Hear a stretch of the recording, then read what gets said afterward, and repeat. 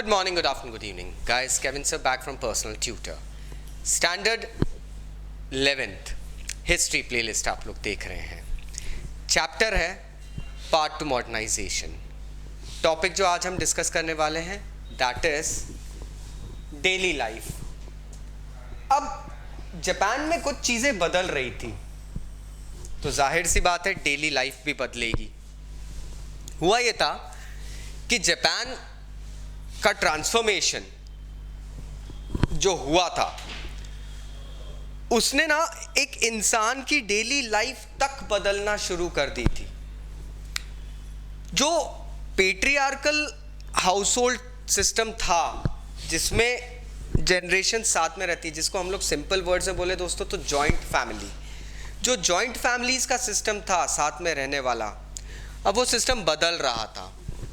अब जैसे जैसे लोग अर्निंग करने लगे, खुद का लेवल डेवलप करने लगे, नए नए आइडिया फैमिलीज के आने लगे. एक वर्ड न्यूक्लियर फैमिली का दे दिया गया, homo. That means this was actually adopted from an English word, क्योंकि सीधी सी बात है, हमें ये पता है कि यूरोपियन कैटेगरीज में, यूरोपियन वर्ड में, इंग्लिश में अगर हम बात करें तो इंग्लिश में होम को घर को होम कहते हैं. तो that was the word that was being like intercepted by people around. हो भी यही रहा था. जापान में अब जॉइंट फैमिली से सडनली एक शिफ्टेंस आ गया था towards the normal nuclear family status. People suddenly started going around and settling as a simple nuclear family where the husband was the breadwinner, the wife was a homemaker, and probably they had one or two kids. That's the thing. अब वो generations का concept जो था वो ख़त्म हो गया था. It also started कि जैसे जैसे nuclear families develop हुई वैसे वैसे नए gadgets, नए appliances की भी need feel हुई. I remember a survey being done in metro cities, the advent of washing machines and all. It just was a reply to the existence of nuclear family. दोस्तों, nuclear family में होता क्या है? Husband काम करता है, wife काम करती है, दोनों जन काम करते हैं, टाइम बहुत कम बचता है हाउस होल्ड थिंग्स के लिए. तो जैसे ये वॉशिंग मशीन का कंसेप्ट हमारे इंडिया में आया, वैसे ही जापान में भी बहुत सारी चीज़ों का कंसेप्ट आ गया था. धीरे धीरे हाउसिंग के भी नए फॉर्म्स आने लग गए. 1920s में एक हाउसिंग कंपनी लॉन्च हुई थी जापान में, जिसने डाउन पेमेंट पे चीप हाउसिंग, पहली बार जापान में अब हाउसिंग लोन्स प्रोवाइड होने लगे.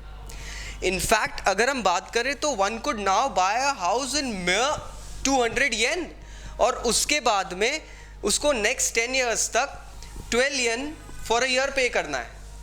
मतलब दिस इज समथिंग, ये इंस्टॉलमेंट थी, सॉरी मंथली इंस्टॉलमेंट थी, बट 12 येन काफ़ी उस समय, क्योंकि ये अमाउंट इसलिए कम करा गया था क्योंकि एक एवरेज बैंक एम्प्लॉय जापान में सिर्फ 40 येन पर मंथ कमाता था.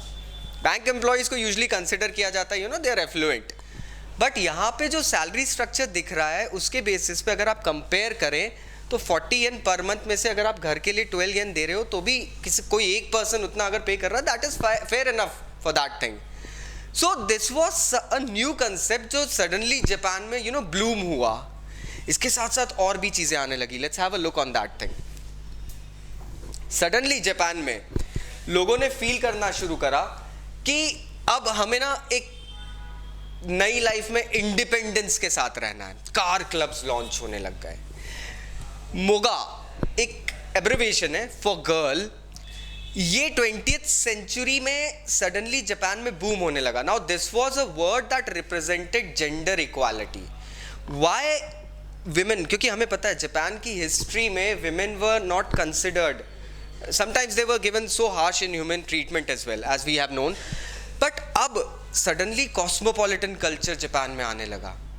एंड कॉस्मोपॉलिटन कल्चर जब आता है तो जाहिर सी बात है इकोनॉमी डेवलप होती है. इकोनॉमी डेवलपमेंट जब आता है तो दोस्तों मिडिल क्लास फैमिलीज़ का भी एग्जिस्टेंस शुरू होता है. हमें पता है जब मिडिल क्लास फैमिलीज आई थी तो कुछ लिबरलिज्म जापान की इकोनॉमी में दिखने लगा था. लोग सडनली नए फॉर्म्स निकाल रहे थे लिविंग के, एग्जिस्टेंस के, ट्रैवल के लिए और एंटरटेनमेंट के लिए भी नए फॉर्म्स आने लग गए थे. अब जापान में लोग सिंपल लीजर वॉकिंग के लिए जाते थे. The term that was given to that was ginbura. This was a word like चलो where are you going, we are going on a walk. Think of an economy, एक century पहले ये economy agriculturalist से भरी हुई थी. Almost 82% लोग agriculture sector में थे. अब ऐसा टाइम आ गया है कि people are just walking aimlessly, they are going for a stroll. So think about that कि थोड़ा सा इकोनॉमिक चेंज आया है, रिस्टोरेशन आया था, but this was all the boon of, और we can say gift of, the new ideology that Japanese people started adopting. They were not so rigid like the Chinese.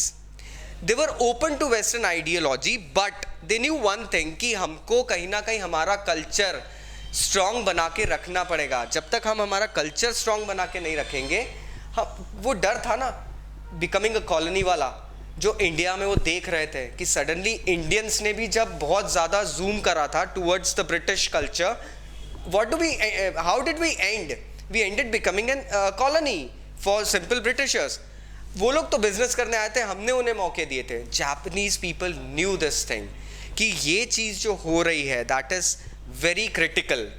So first they went ahead and focused on their traditions and धीरे धीरे इन लोगों ने development शुरू करा. In fact अब Japan में आपको इन home movies बनना दिखना शुरू हुई. अब जापान में विमेन राइटर्स इमर्ज होके आने लगी. There is a famous name of a writer over here, that is Matsui सुमाको.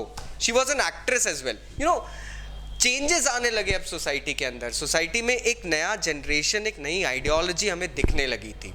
आशा करता हूँ अब आपको ये टॉपिक समझ में आया होगा. फिर भी if you have any doubts please नीचे कमेंट बॉक्स में कमेंट ज़रूर करना. Thank you very much. I will see you again.